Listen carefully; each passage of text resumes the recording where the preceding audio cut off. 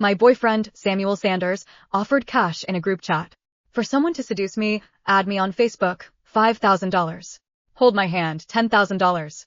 Kiss me, $20,000. Get me into bed, $50,000. Make me break up with him, $100,000. I saw that he had posted my personal information in great detail. Whoever can seduce her gets the money. This post is proof. Emails, message set the group chat off. Everyone wanted to join in. I pretended to be excited, too, and used an alternate account to say I wanted to join. Before long, the friend requests started pouring in. From the long list of friend requests, I chose Jason Rivers. He was Samuel's best friend, who also happened to be 6 feet tall. I accepted his friend request. Someone in the group chat asked, "Why are you suddenly trying something like this, Samuel?" "This is new." Samuel replied indifferently, "What can I do? If I'm the one who breaks up with her, my dad will kill me. But if she cheats on me, things get much easier. We've been together for so long, I'm sick of her. If I don't break up with her soon, my family will start pushing me to get married." Someone immediately buttered him up. "You're so smart, Samuel. This is a good idea." A message came from someone with a pink cartoon cat profile picture. "He isn't that smart." I gave him the idea. I recognized who it was. It was Gemma Campbell, the young woman Samuel treated like his little sister. Samuel began by sending the message, "All hail Gemma." Everyone else followed with the same message. "What if Nina finds out you're pulling a big one this time? What's there to be afraid of? It will be even better if she finds out. If she leaves on her own, I can save some money."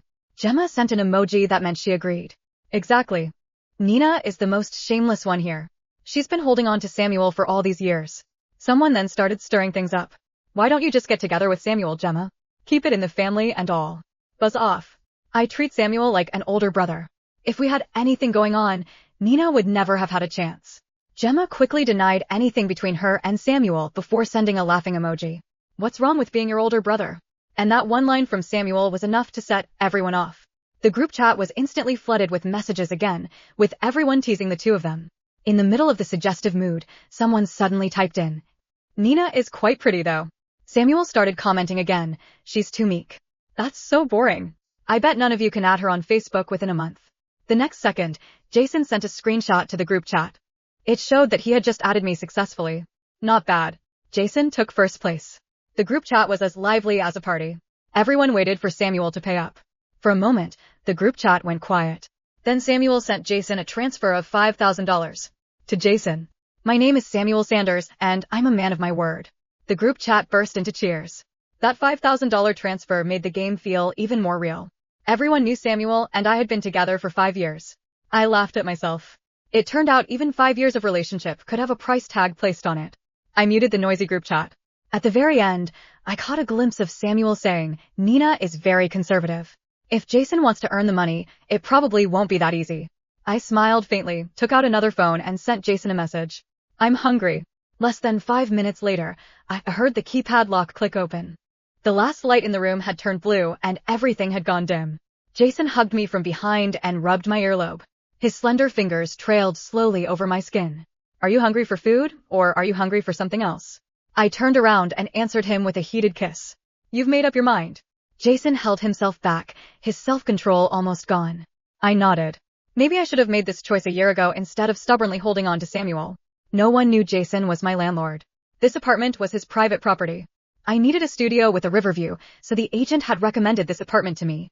When I first met Jason, I did not know he was Samuel's friend. I had only heard from the agent that Jason had been born rich. His family was powerful, but he rarely relied on them. Later, I saw him again at a gathering. He seemed out of place among Samuel's friends due to how cold he was. Samuel had played this game of seduction before. He would pay others to seduce me, I found out the first time. I kept making scenes and Samuel simply told me to stop with the drama. "I was only testing you. Did you have to react like that? If you have nothing to hide, why are you so angry?" In the end, Samuel threw an even bigger tantrum than I did. I had no choice but to stop and calm him down instead, until his anger passed. The second time, I found out again that he had arranged for someone to get close to me on purpose. After I exposed him, Samuel wouldn't stop telling people how great I was. "I told you my Nina isn't that kind of person. She only loves me. No one can steal her away." The praise he gave me in front of other people was also meant for my ears. When I found out Samuel was playing this game a third time, I hid in the stairwell and cried until I almost fell apart. That was when Jason appeared. He lived downstairs from me. I did not know whether it was guilt from someone who knew the truth, or it was from something else. He started becoming more proactive with me on his own. When I came home late from overtime and hungry, he would knock on my door with freshly cooked ravioli. On rainy days, his car would always appear right on time along the road I had to take. If I asked, he would always say that his housekeeper had made too much pasta, or that it was raining and he happened to be passing by. I had always been wary of him, worried he was another player in the high-priced game of seduction. But once a game had been played too many times, it stopped being interesting. Staying on my guard had become meaningless too. Maybe I should have controlled myself and not grown attached to Jason's embrace. But when Samuel made me so miserable, I could not sleep, night after night. Jason was right downstairs. With one text, I could call him to me. He would hold me in silence and stay with me until dawn. His body pressed against my back. His body heat had broken his silence long ago. And now Jason pressed me down onto the bed. Have you really made up your mind? Aren't you afraid I'm lying to you? I looked at him, such a pathetic sight. Just stay with me tonight, okay? When he did not answer, I burrowed into his embrace and added one more sentence. Then maybe we should forget about this. Jason's eyes narrowed, and I guessed he regretted asking. Don't even think about it. He lowered his voice, and his whole body pressed down over mine. Although Jason was forceful in bed, he cared a lot about how I felt. This kind of thing could feel so perfectly in harmony. Maybe it was my desire for revenge, but tonight I enjoyed myself more than ever. Jason was much better than Samuel in both physique and stamina. I even wondered why I had not made this choice sooner. Why had I insisted on holding on to Samuel despite his so-called game? Jason wore me out until I had no strength left. I sent him off to shower and make me something to eat. Now I really was hungry. Then I used my birthday to unlock the phone he had left beside the pillow, as if something had driven me to do so. To my surprise, it unlocked at once. Jason even knew my birthday, which meant he had been paying attention. The screen was still left on his chat with Samuel. Jason, why didn't you accept that 5,000? Too little. I'll raise the bet. I opened my alternate account and saw that Jason really had not accepted the transfer. In the group chat, I suddenly found myself a little curious about him. He almost never wrote anything in the group chat. Maybe because Jason had not replied. Samuel sent another message about 10 minutes later. How is it? Are you two talking? Jason replied with one word. Yeah, isn't she boring? That's just how she is, so cautious and dull.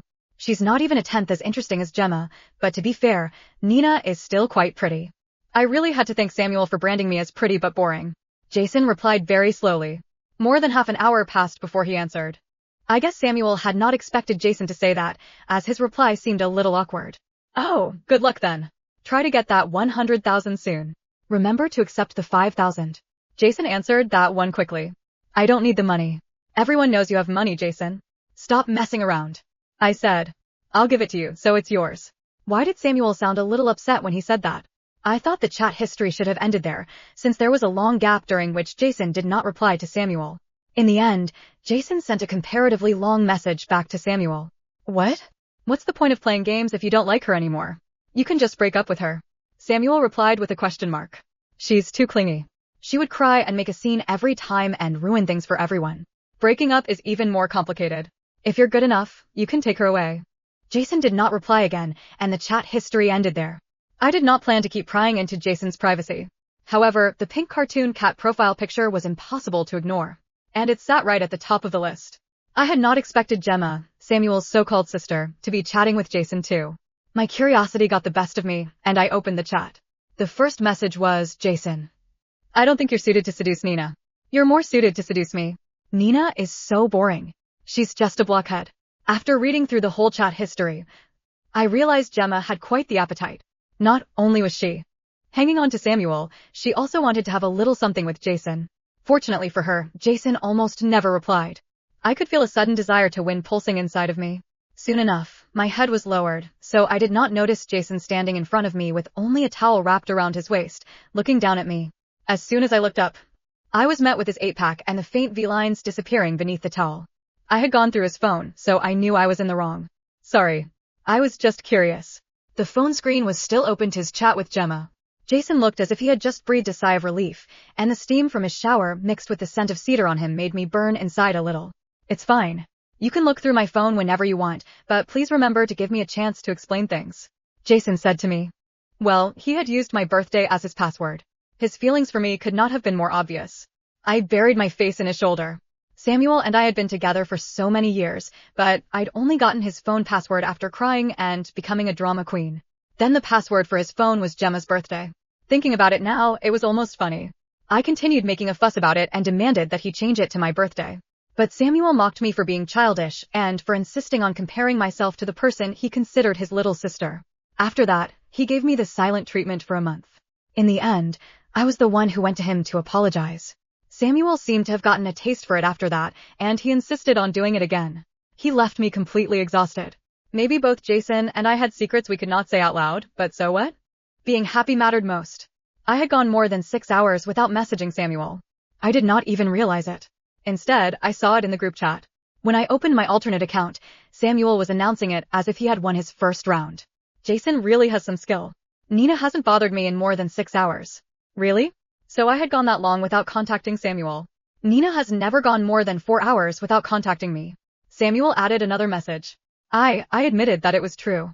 Even when I had already gone to bed. If I woke up in the middle of the night to use the bathroom. I had once admired him so much that I hoped I could be with him every moment. If my parents had not stopped me, maybe I would have moved into the Sanders residence. And lived with him the day I graduated. Now I thanked my parents from the bottom of my heart. I watched the people in the group chat cheer him on. Some had already started betting on how long it would take before I contacted Samuel. The group chat started placing bets. Did a quick count. The pool was already close to $10,000. I checked Samuel's bet in particular. He bet that I would contact him within 10 hours.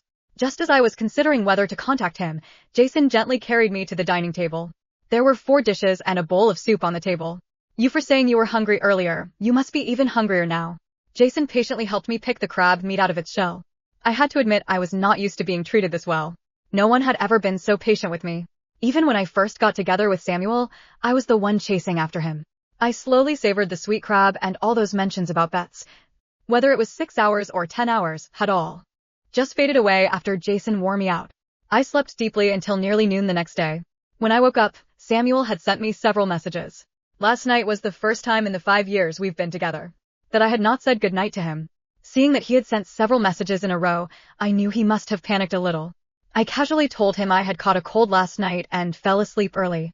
Figuratively speaking, why would I think about some cheap car when I could have a Ferrari? Finally, he sent another message. Emma's birthday party is tonight. Why don't you come along?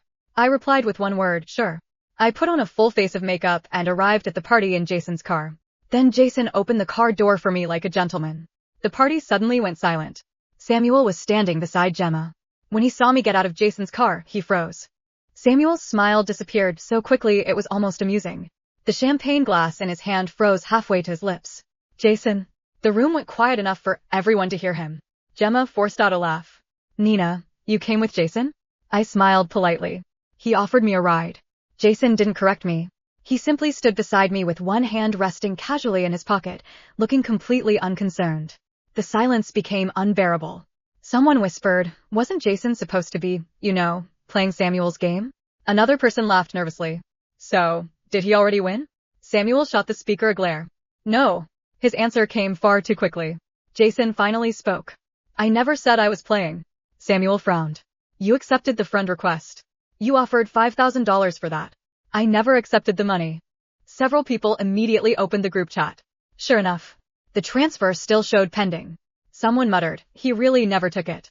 Gemma folded her arms. Then why are you with her? Jason answered without looking at her. Because I wanted to be. That sentence landed like a bomb. Samuel laughed, but it sounded forced. Come on. Stop joking. I'm not. The room grew even quieter. Samuel walked over until he stood directly in front of me. Nina. You came here to make me jealous? I looked at him calmly. I came because you invited me. You know what I mean. I don't. His jaw tightened. You've never ridden in another man's car. I tilted my head. You seemed pretty confident yesterday that I'd leave you eventually. His expression changed. What are you talking about? I pulled out my phone. You know exactly what I'm talking about. His pupils shrank. You. I opened the anonymous account and turned the screen toward him. His group chat. His messages. His betting game. His promise to pay people to seduce me. Every word. Color drained from Samuel's face. You were in the group? I've been in the group for a while. Someone nearby gasped. Another quietly exited the chat on the spot. Gemma's smile disappeared. Samuel reached for my phone. Nina, let me explain. I stepped back. For 5 years, I said, loud enough for everyone to hear, I thought strangers kept approaching me because of coincidence. I cried. I blamed myself. I wondered why people kept testing my loyalty. My eyes swept across the room. It turns out all of you knew. No one met my gaze. One man lowered his head. A woman quietly put her drink down. The atmosphere had completely changed. Samuel became flustered. It was just a joke. A joke. I laughed softly. You offered $100,000 to anyone who could make me break up with you. You posted my personal information. You made bets on how long I'd go before texting you. You laughed while I spent years wondering what I was doing wrong. His mouth opened and closed. No words came out. Jason finally spoke. She owes you nothing. Samuel glared at him. You stayed close to her this whole time? I did. You betrayed me. Jason's expression didn't change. You betrayed her first. For the first time since arriving, people started murmuring against Samuel instead of with him. That's actually pretty messed up. I thought it was harmless. I didn't know he'd done it 3 times. Gemma suddenly snapped. Why are you all acting righteous? You all participated. The room fell silent again. She wasn't wrong. Several people looked ashamed. One by one, phones buzzed around the room. Someone had leaked screenshots of the group chat. Then another notification. And another. Within minutes, the messages had spread beyond the party. Friends, coworkers, even relatives. Samuel stared at his exploding phone. Who posted them? I met his eyes. I did. His face went white. You ruined me. I shook my head. No, Samuel. You spent 5 years ruining yourself. Then I slipped my hand into Jason's. This is the last conversation we'll ever have. Without another glance back, we walked out together, leaving Samuel standing in the center of the room as every notification on his phone announced that the game he had created had finally turned against him. By the next morning, the story had spread far beyond Samuel's circle of friends. The screenshots had been reposted hundreds of times. People weren't interested in the gossip anymore. They were furious about the betting game. Every screenshot showed Samuel's own words. Whoever can seduce her gets the money. Make her break up with me, $100,000. There was no way to explain that away. His phone rang nonstop. His father called first. Come home. Now. Samuel answered with a shaky voice. Dad, listen. I said come home. The line went dead. Meanwhile, I was sitting on Jason's balcony with a cup of coffee. For the first time in years, my phone was quiet. No anxious checking. No wondering why Samuel hadn't replied. No apologizing for things that weren't my fault. Jason walked over with breakfast. I made pancakes. I smiled. You cook too much. I've been waiting for someone to eat with. His answer was so simple that it made my heart ache. That afternoon, my phone rang again. It was Samuel. I answered. Nina. His voice sounded exhausted. My father saw everything. I know. He froze my bank accounts. I know. He threw me out of the company. I know. He laughed bitterly. You already know everything. I've been catching up. There was a long silence. Finally he whispered. Can we meet? No. I just want 5 minutes. You had 5 years. Click. I hung up. An hour later, Gemma called.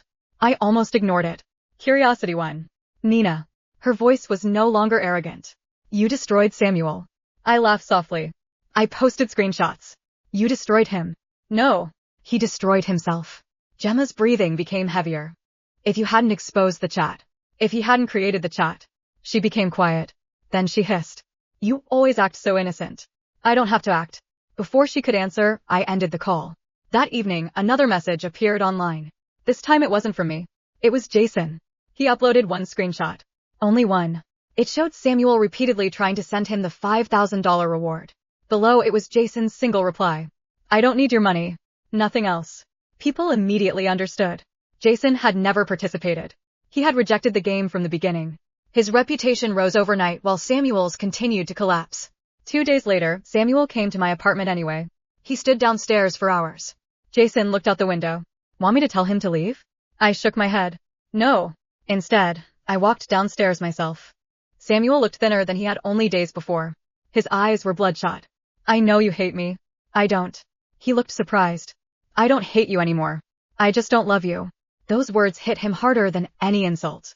He lowered his head. I kept thinking you'd always come back. I know. I thought, no matter what I did. You thought I'd never leave. A bitter smile appeared on his face. I really did. He took a small velvet box from his pocket. I bought this 6 months ago. Inside was an engagement ring. I was going to propose after convincing my parents. I looked at it for only a second. Keep it. It belongs to the woman you thought I was. I turned to leave. Behind me, Samuel asked one last question. Did you ever love me? I stopped. For 5 years. With everything I had. And that's exactly why I can never give you another chance. Without looking back, I walked toward the apartment entrance. Jason was waiting by the door. He didn't ask what had happened. He simply reached for my hand. This time, I took it willingly. Behind us, Samuel remained standing alone, clutching a ring that had arrived far too late. 3 months later, the scandal had become a textbook example of how quickly arrogance could destroy a reputation. Samuel's father had investigated everything himself. He discovered that the betting game hadn't happened just once. It had gone on for years. Worse, Samuel had used company connections to obtain some of my personal information and casually shared it in private chats. That was the final straw. His father stood before the board of directors and announced, "From today forward, Samuel Sanders no longer holds any position in the Sanders Group." The shares that had been set aside for him were placed into a family trust instead. His credit cards were canceled, his luxury apartment reclaimed, and every privilege he'd taken for granted disappeared overnight. For the first time in his life, Samuel had to find a job on his own. No one wanted to hire him. Every interview ended the same way. The hiring manager would recognize his name. "So, you're that Samuel Sanders? We'll call you." No one ever did. Gemma didn't stay by his side either. Once the money and status were gone, she stopped answering his messages. The little sister, who had encouraged every cruel idea, blocked him on every platform. Samuel eventually learned that she'd already attached herself to another wealthy heir. He laughed when he found out. A hollow, defeated laugh. He had thrown away the woman who truly loved him for someone who had only loved his family name. As for everyone else in the group chat, several publicly apologized to me. A few admitted they had gone along with the jokes because they wanted Samuel's approval. Others quietly disappeared from his life. The once active group chat was eventually deleted. No one wanted to be associated with it anymore. Half a year later, Jason and I moved into a new home overlooking the river.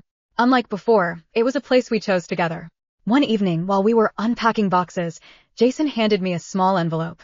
Inside was the deed to the apartment I'd first rented from him. "I transferred it to your name." I blinked. "Why?" He smiled.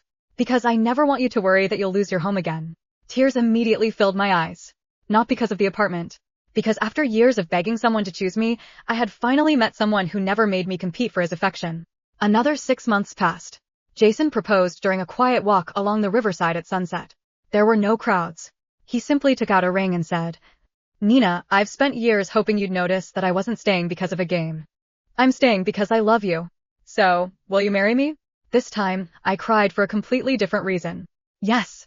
The wedding was small. My parents walked me down the aisle with tears of happiness. Jason's family welcomed me warmly. There were no bets. Only sincere blessings from the people who loved us. A year after our wedding, I unexpectedly saw Samuel again. He was working at a small electronics store on the edge of the city. The expensive suits had been replaced by a plain uniform. As I walked past with Jason, who was carrying our sleeping baby daughter in his arms, Samuel looked up. For a brief moment, our eyes met. He smiled faintly. Not because he was happy, because he finally understood. He had once mocked Jason for refusing $5,000. Yet the woman he had valued at $100,000 breakup prize had become the greatest loss of his life. He walked over slowly. I heard, "Congratulations." "Thank you," I replied. He looked at our daughter sleeping peacefully against Jason's shoulder. "She's beautiful." Jason nodded politely. "She takes after her mother." Samuel swallowed hard. "I hope you're happy." I looked at my husband, then at our little girl. "I am." There was nothing more to say. As we walked away, Samuel remained standing outside the store, watching until we disappeared into the evening crowd. Some losses couldn't be bought back with money. Some apologies arrived years too late. And some people only learn the value of love after treating it like a game. That day, Samuel finally understood that the $100,000 he had offered to lose me had cost him everything he could never